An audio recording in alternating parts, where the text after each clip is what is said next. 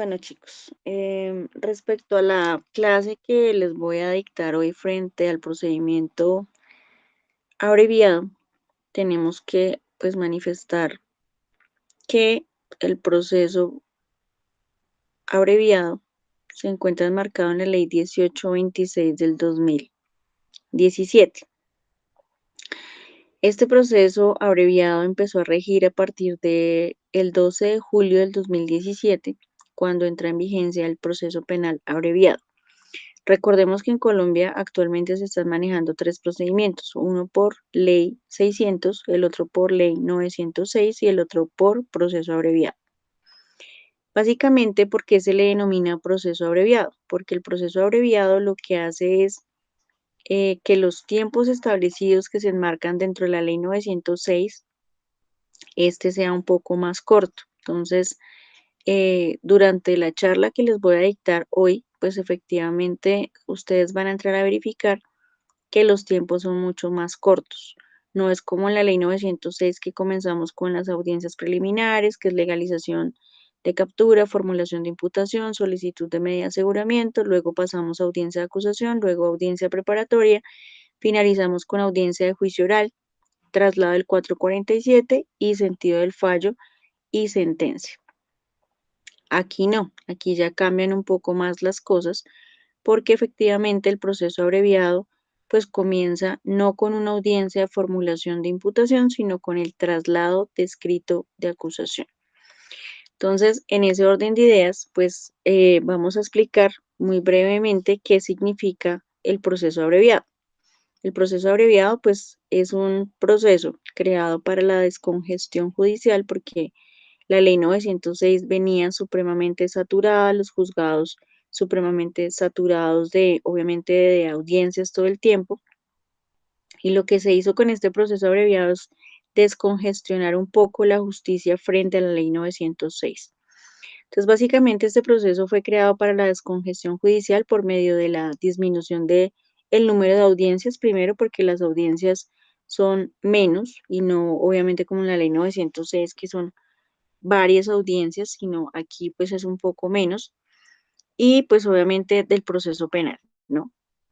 Entonces recuerden que las audiencias y las etapas procesales se dividen en etapa de indagación, etapa de investigación y juzgamiento. Aquí no, aquí ya es diferente.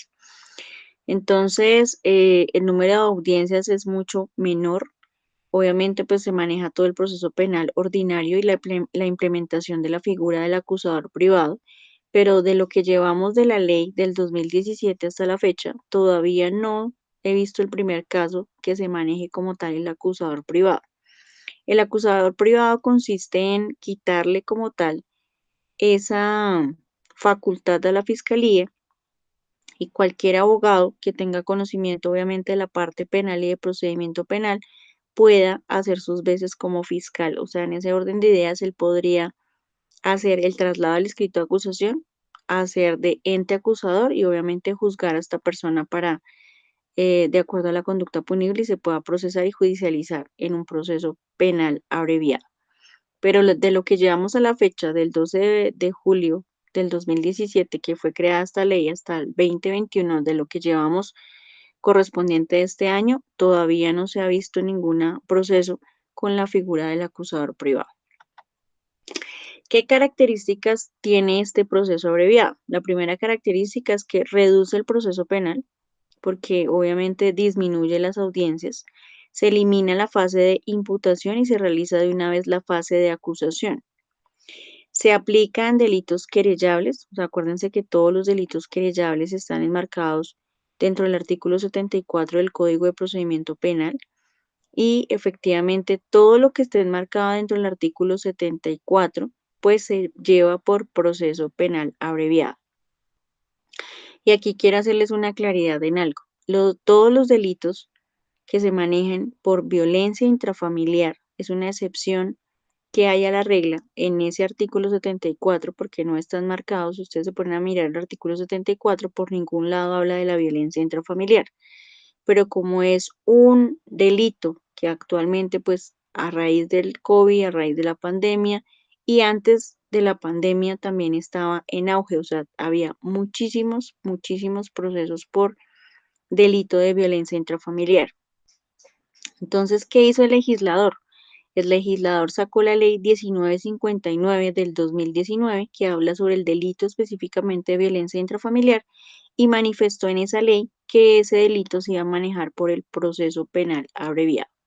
Entonces, para que lo tengan en cuenta, que en este caso no solamente están marcados en el artículo 74 los delitos querellables, sino que excepcionalmente se está manejando el delito de violencia intrafamiliar por el proceso penal abreviado.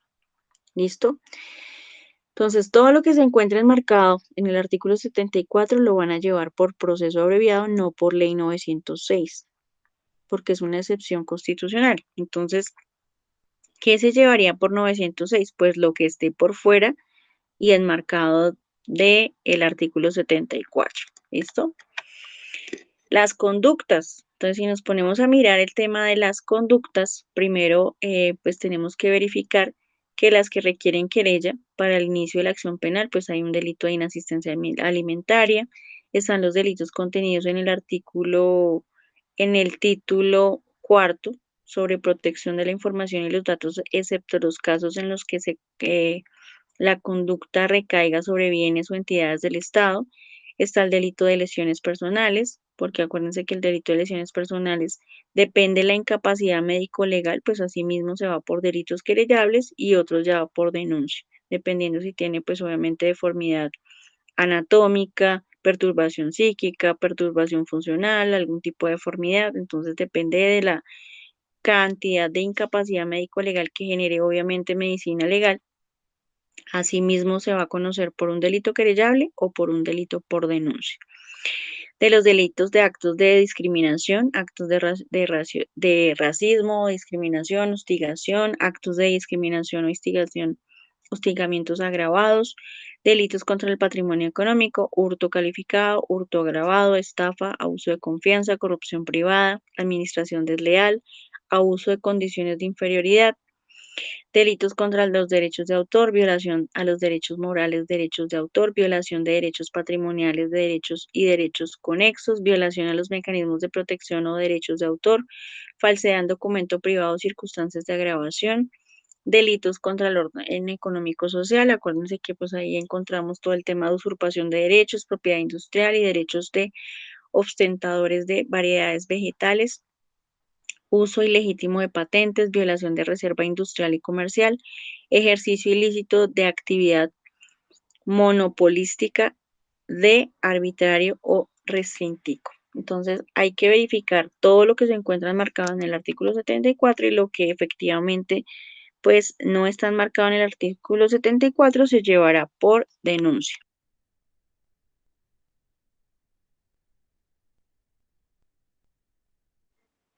Dentro de las etapas procesales tenemos que verificar que solamente hay 4 etapas.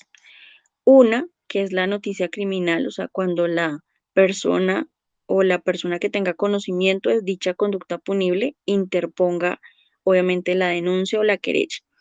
Acuérdese que la denuncia como tal la puede interponer cualquier persona que tenga conocimiento de la conducta punible ante la autoridad competente, que en este caso sería la Fiscalía General de la Nación. La querella, recuerden que la querella, pues el querellante legítimo, que en este caso fue la víctima al que le causaron le vulneraron algún tipo de bien jurídicamente tutelado, efectivamente va a interponer la denuncia, la querella, y tiene 6 meses para interponer dicha querella. Una vez el fiscal tenga conocimiento de que se interpuso esa querella o esa denuncia, pues efectivamente empieza a ser la etapa investigativa frente a la recaudación de elemento material probatorio y evidencia física para soportar esa denuncia. Una vez el fiscal ya tenga el arraigo, ya sepa quién es el autor, el partícipe, el determinador, el coautor dentro de esa denuncia y pues haya hecho toda la etapa de investigación, cita a las partes a una audiencia que se denomina traslado de escrito de acusación. ¿Es una audiencia realmente? Sí, es una audiencia de trámite que se debe realizar para iniciar como tal el proceso abreviado. Entonces, aquí ustedes no van a encontrar carpeta, ustedes no van a encontrar expediente, sino van a llegar a la audiencia de traslado del escrito de acusación y se van a encontrar con el fiscal de indagación. El fiscal de indagación, recuerden que es el que realiza toda la parte investigativa, la parte de indagación, la parte de investigación y efectivamente el traslado del escrito de acusación lo corre efectivamente el fiscal de indagaciones. O sea que en ese orden de ideas, aquí en el traslado del escrito de acusación, ustedes no se van a encontrar con un juez de control de garantías como se pasa en la ley 906, que ustedes van a audiencia de formulación de imputación y ahí ven obviamente el juez de control de garantías con su toga y él es el que como tal dirime toda la audiencia. Aquí no, aquí en el proceso abreviado, el que corre el traslado del escrito de acusación, o sea, el que funge como juez de control de garantías, efectivamente, ¿quién es? Pues el fiscal, ¿listo? El fiscal hace sus veces de juez de control de garantías, igual le explica en su totalidad al acusado, porque aquí ya no hay indiciado, sino acusado, de una vez dentro del traslado del escrito de acusación, le explica al acusado pues realmente cuáles son los delitos por los cuales se está investigando y le hace la pregunta normal, que si desea aceptar los cargos o no aceptar los cargos. De eso se levanta un acta, se corre traslado de los elementos materiales y evidencia física directamente a la defensa. La defensa aquí en esta oportunidad del traslado del escrito de acusación pues puede hacer preguntas dentro del traslado. Obviamente aquí dentro del traslado del escrito de acusación se deben conectar a la diligencia o si se hace de manera presencial debe asistir a la diligencia, pues debe estar el fiscal que es la cabeza de la audiencia. Obviamente también es el ente acusador, entonces el fiscal, el Ministerio Público, la víctima y el señor acusado y obviamente el abogado de la defensa del acusado. Esas son las partes que deben estar dentro del traslado del escrito de acusación. Una vez se realice todo eso, pues se hace la presentación de las partes, se realiza obviamente por parte del fiscal la relación sucinta de los hechos, qué fue lo que ocurrió, tiempo, modo y lugar de la conducta, qué elemento material probatorio y evidencia física tiene respecto para acusar y correr traslado de dicho escrito de acusación. Le lee el artículo octavo como si fuera una audiencia de formulación de imputación normal al acusado, le explica las etapas procesales que contiene como tal este traslado de escrito de acusación y ya le dará la pregunta respectiva y correspondiente si acepta o no acepta los cargos. Si no acepta los cargos, pues continúa, pasan 60 días para que se vaya a reparto en el Centro de Servicios Judiciales, va a reparto a un juez de conocimiento y efectivamente el juez de conocimiento es el que realiza la audiencia concentrada. Si el señor acepta los cargos, de igual forma va a reparto ante un juez de conocimiento y el juez de conocimiento no hará la audiencia concentrada, sino hará la audiencia de individualización de pena y sentencia. ¿Por qué? Porque aceptó los cargos dentro del traslado del escrito de acusación. ¿Cuánto tiempo hay del traslado del escrito de acusación a la audiencia concentrada? Son 60 días hábiles. 60 días hábiles para que efectivamente una vez emita las respectivas constancias del traslado al escrito de acusación, el fiscal tendrá que hacer lo propio. ¿Qué es lo propio? Pues ir a radicarlo al Centro de Servicios Judiciales para que se le dé reparto de juez de conocimiento. Una vez tenga juez de conocimiento ya asignado por reparto del Centro de Servicios Judiciales, entonces el juzgado enviará las comunicaciones correspondientes al acusado, a la defensa y obviamente a la víctima para que se presenten a la audiencia concentrada. Dentro de la audiencia concentrada, ¿qué se realiza? La audiencia concentrada es una mixtura entre audiencia de acusación y audiencia preparatoria. En ese orden de ideas se hacen las dos en una sola, por eso se denomina audiencia concentrada. La audiencia de acusación, recuerden que el fiscal pues es donde descubre los elementos materiales probatorios y evidencia física, pero aquí ya no va a ser descubrimiento porque ya efectivamente el descubrimiento probatorio se realizó en el mismo traslado de escrito de acusación. O sea, aquí la defensa ya tiene conocimiento de qué fue lo que le corrieron traslado, de cuáles son los elementos que tiene el fiscal y pues efectivamente nos vamos para audiencia concentrada.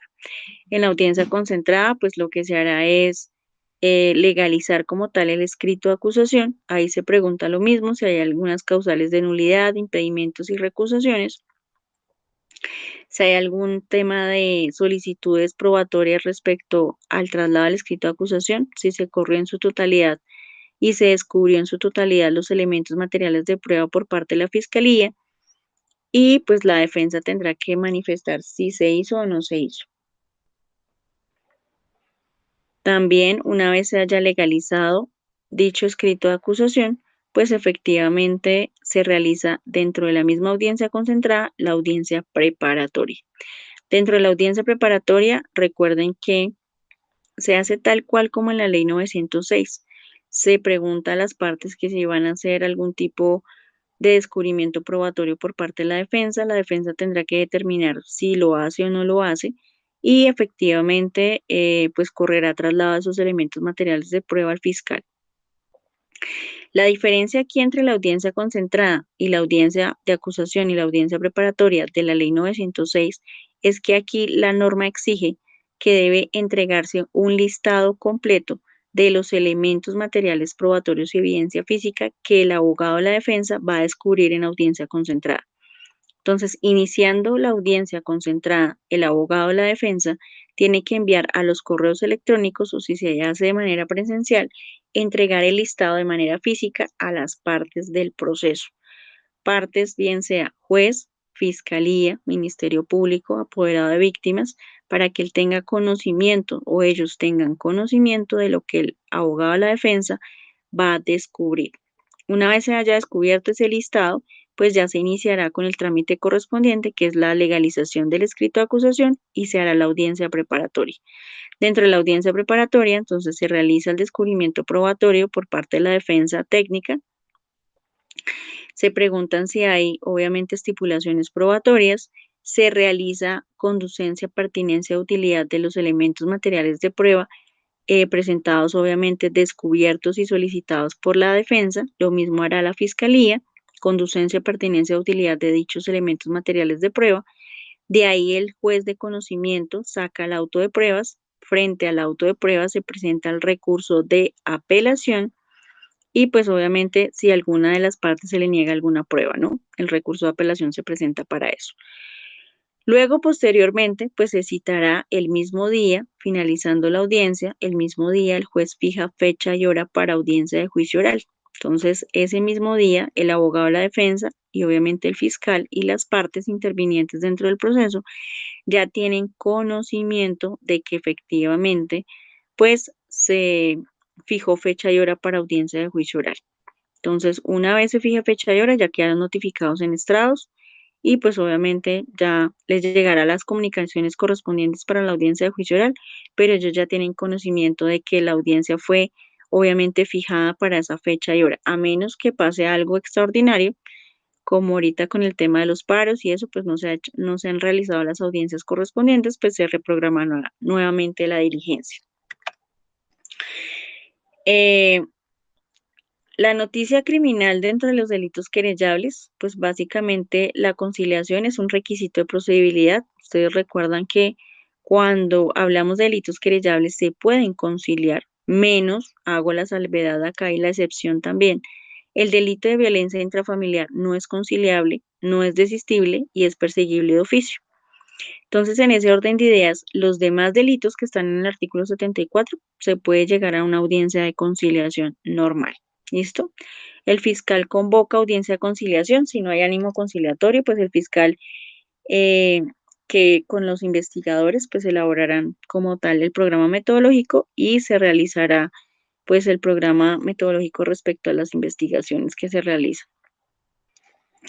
Recuerden que también la conciliación se puede hacer extraprocesal o durante el proceso, o sea que el trámite correspondiente se puede realizar en cualquier consultorio jurídico de cualquier universidad que tenga facultad de derecho, en las cámaras de comercio, en la personería o en la procuraduría. Si se levanta acta de conciliación, pues simplemente el acta de conciliación presta mérito ejecutivo, se le correrá traslado al fiscal para que el fiscal pues archive las diligencias en caso tal de que no se haya hecho como tal el traslado al escrito de acusación. Si ya se hizo el traslado al escrito de acusación, pues sería para audiencia concentrada y en audiencia concentrada se haría la variación de la audiencia y se presentaría una audiencia de preclusión de la investigación. ¿Por qué? Porque teniendo en cuenta que se llegó a una conciliación. ¿Listo? Delitos investigables de oficio. Acuérdese que los delitos investigables de oficio son en flagrancia y sin persona capturada. Entonces, en flagrancia, acuérdense que está el artículo 301, que son 5 numerales de la flagrancia, y pues pueden acudir ante el juez de control de garantías para llevar a cabo la audiencia concentrada de legalización de captura, la imposición de la medida de aseguramiento y posteriormente, además de esas dos audiencias que se realizan, pues será necesario surtir el traslado del escrito de acusación al indiciado durante esta audiencia y de manera previa a la solicitud de medida de aseguramiento. ¿Quién realiza ese trámite? Pues directamente el fiscal. Solamente se hará legalización de captura cuando sea una captura en flagrancia y pues obviamente el delito como tal sea por proceso abreviado. ¿Listo? Cuando la persona no, sin persona capturada, pues se puede, en el caso pues de no existir una persona capturada, se procede a elaborar pues obviamente el programa metodológico porque se realiza toda la etapa de indagación e investigación y desde ese momento pues se comienza la etapa investigativa. En esa fase pues la fiscalía o el acusador privado, según sea el caso, comienza las labores de indagación para acreditar como tal los elementos materiales de prueba y evidencia física pues que se recolectaron dentro de esa misma etapa de investigación. Las audiencias de legalización de captura, entonces será el fiscal pues solicita la audiencia de legalización de captura, ¿ante quién? Pues ante el juez de control de garantías. Luego, posterior, se hace el escrito de acusación, acta de traslado, escrito de acusación, 60 días para que la defensa pues recopile como tal los elementos materiales de prueba. Luego habrá una audiencia de formulación de acusación, si el victimario acepta o niega como tal, y se hará una imposición de medida de aseguramiento con detención preventiva en centro carcelario y penitenciario, igual que se haría en las audiencias preliminares en la 906. La única diferencia acá es que se corre traslado en escrito de acusación, más no se hace una audiencia de formulación de imputación ante el juez de control de garantías. Entonces, previamente o después de la audiencia de legalización de captura, el fiscal tendría que hacer esa audiencia de traslado escrito de acusación y después continuar con las correspondientes audiencias, que sería obviamente la imposición de la solicitud de medida de aseguramiento, pero esa audiencia sí la conoce el juez de control de garantías, porque recuerden que es una audiencia preliminar. Si esta persona que está siendo acusada acepta los cargos, pues tiene una rebaja hasta del 1 punto de la condena, o sea, una cuarta parte, ¿m? Si acepta los cargos. La audiencia concentrada, que es lo que hablábamos anteriormente de la audiencia concentrada. Entonces se hace la plena identificación de la persona. Recuerden que el escrito de acusación contiene la plena individualización y identificación de la persona, los datos de la víctima, los datos del acusado, los hechos jurídicamente relevantes en calidad de que responde, autor, partícipe, determinador, el descubrimiento de los elementos materiales de prueba de manera detallada por parte del fiscal dentro del escrito de acusación. Entonces, una vez se haga la plena identificación de la persona, pues el fiscal formula la acusación de manera formal. Los hechos, los cargos, la pena, la calidad en la que responde, la modalidad, el llamamiento formal como tal de la investigación, eso lo realiza como tal el fiscal. Igual se reconoce la calidad de víctima dentro de esta audiencia concentrada, se hace el descubrimiento probatorio por parte de la defensa con su descubrimiento, solicitud, enunciación, conducencia, pertinencia y utilidad de la prueba. Luego, pues se resuelven si existe alguna causal de nulidad, impedimento y recusación por parte del juez que alguna de las partes, fiscalía o defensa, hayan presentado. Si no hay, pues se continuará con el trámite de la audiencia concentrada. Y sexto, pues confirman la competencia del juez. O sea, si es el juez con el que ustedes están ahí, es competente para llevar el caso o no.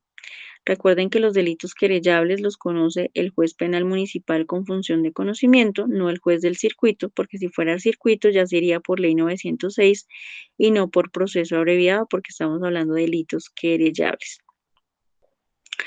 Conoce un juez de conocimiento, una tercera parte del descuento se acepta los cargos en esta audiencia concentrada.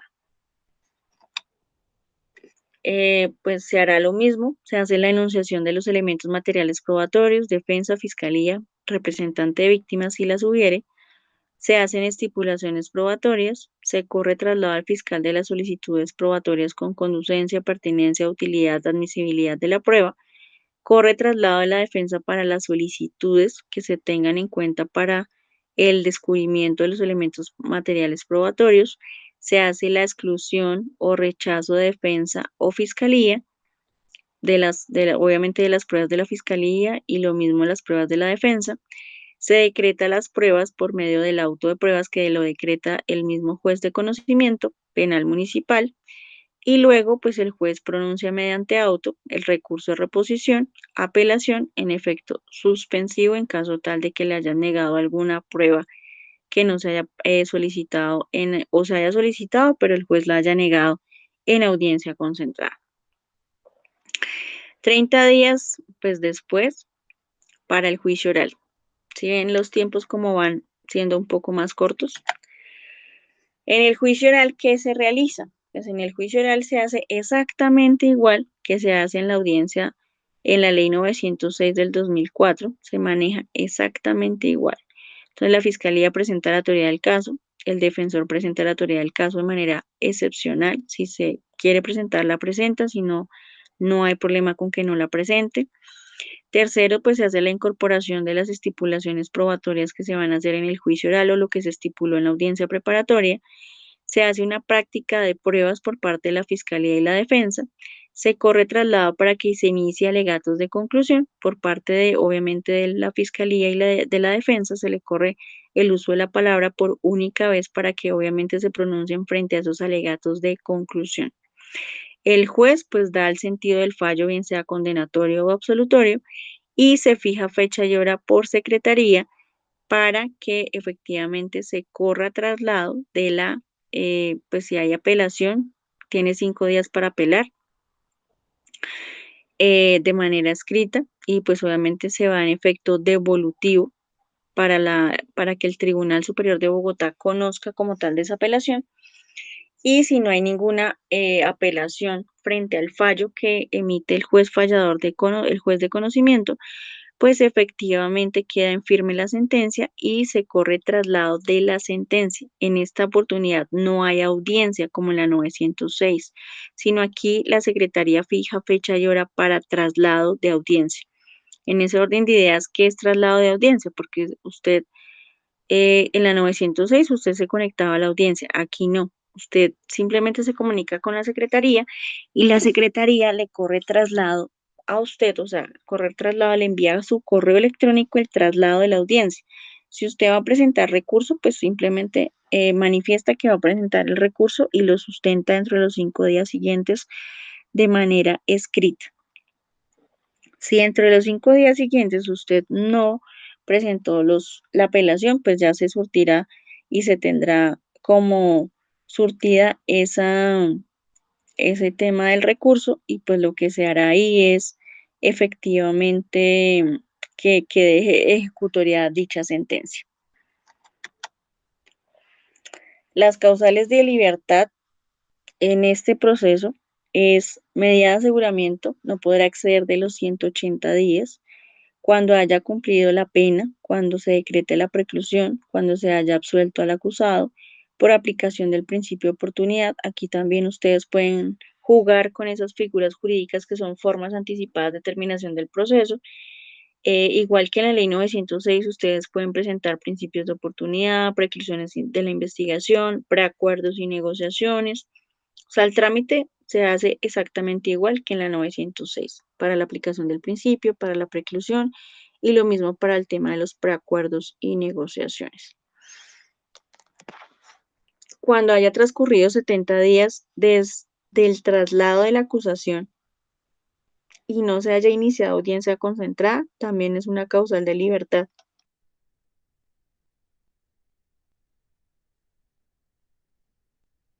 En caso tal de que de pronto la persona esté privada de la libertad y pues ya se corrieron 70 días y nada que hacer en audiencia concentrada, pues se puede solicitar una causal de libertad por, obviamente, vencimiento de términos. Cuando haya transcurrido 30 días después de la audiencia concentrada y no se haya iniciado la audiencia de juicio oral por algún motivo, por parte de la defensa, por parte de la fiscalía o por del mismo del despacho del juez de conocimiento. Cuando transcurridos 30 días del juicio oral no haya corrido traslado de la sentencia, también es una causal de libertad. Porque recuerden que si corre traslado de la sentencia, pues ustedes tienen para poder interponer recursos y si no la han corrido traslado, pues se puede solicitar una causal de libertad. ¿El acusador privado en qué consiste? El acusador privado pues está basado en el artículo 250. Acuérdense que el artículo 250 de la Constitución Política dice que la Fiscalía General de la Nación tiene el deber de investigar, pero en este caso el artículo 250 de la Constitución está basado también en el Acto Legislativo 6 del 2011 y básicamente en el parágrafo segundo, pues manifiesta que atendiendo la naturaleza del bien jurídico y de la menor lesividad de la conducta punible, el legislador podrá asignarle el ejercicio de la acción penal a la víctima o a otras autoridades distintas a la Fiscalía General de la Nación. En todo caso, la Fiscalía General de la Nación podrá actuar en forma preferente, o sea, de manera directa. Pero eso no quiere decir y no se desconoce que la Fiscalía puede otorgarle ese acusador privado a cualquier persona que tenga primero conocimiento del área de derecho penal y segundo a cualquier consultorio jurídico de cualquier universidad que tenga obviamente facultad de derecho. Entonces, en ese orden de ideas, ¿ustedes como estudiantes podrían ser acusadores privados? Sí, obviamente acompañados de sus tutores, pero sí podríamos ser acusadores privados. ¿Listo? Teniendo en cuenta que pues manejamos la ley, tenemos conocimientos previos del área de derecho penal y se podría llegar a manejar acusadores privados. Pero el acusador privado va mucho más allá. ¿Por qué? Porque si nos ponemos a mirar aquí el tema de la acción penal privada, pues está marcado en el artículo 549 del Código Penal, y nos tenemos que entrar a mirar pues quién es realmente como tal el acusador privado. Entonces, el acusador privado es aquella persona que al ser la víctima está facultada legalmente para ejercer la acción penal, representada obviamente por su abogado o su apoderado. Hará las veces de fiscal y se seguirán las mismas reglas previstas para el procedimiento abreviado. La fiscalía, pues obviamente es el que tiene la carga de la prueba como tal, pero implica el ejercicio de función pública transitoria y estará sometido al mismo régimen disciplinario y de responsabilidad penal que se aplica para los fiscales.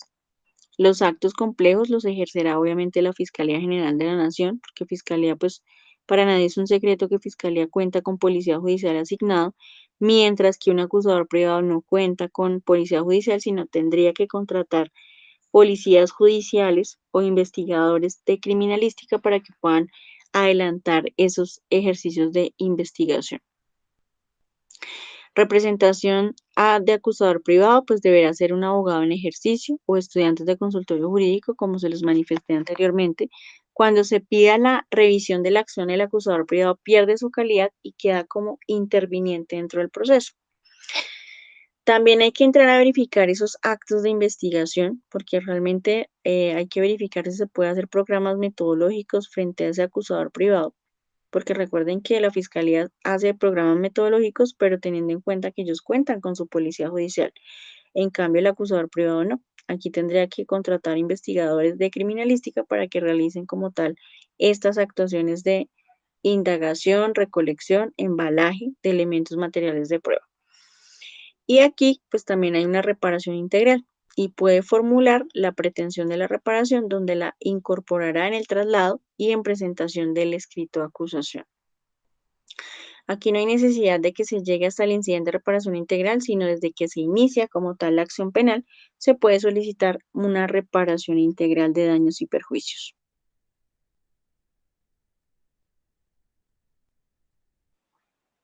Frente a la acusación privada, pues la conversión debe ser solicitada a la fiscalía. O sea, si ustedes quieren que se realice este tema de conversión, hay que hacer una solicitud formal a la fiscalía para que se haga la conversión de fiscalía a acusador privado, facultado para hacer actos de investigación con restricciones.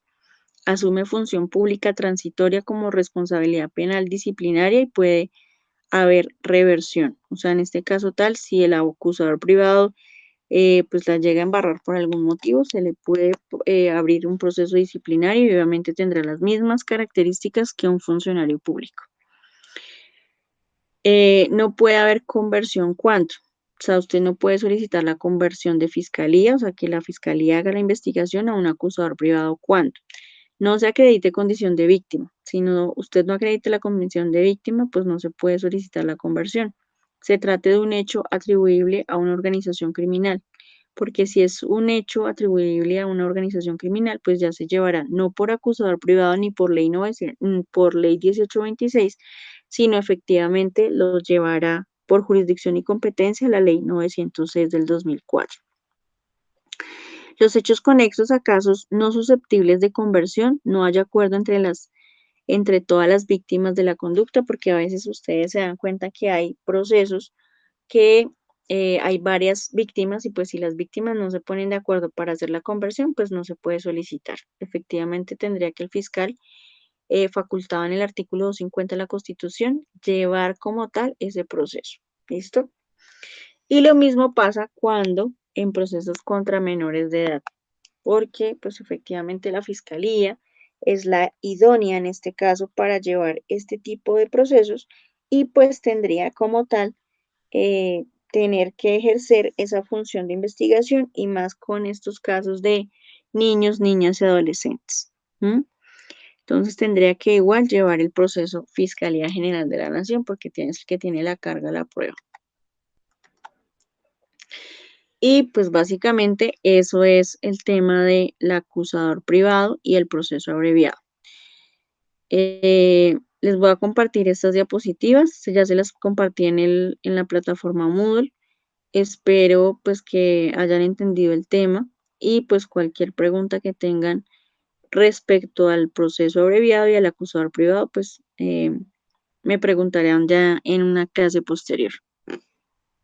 Gracias.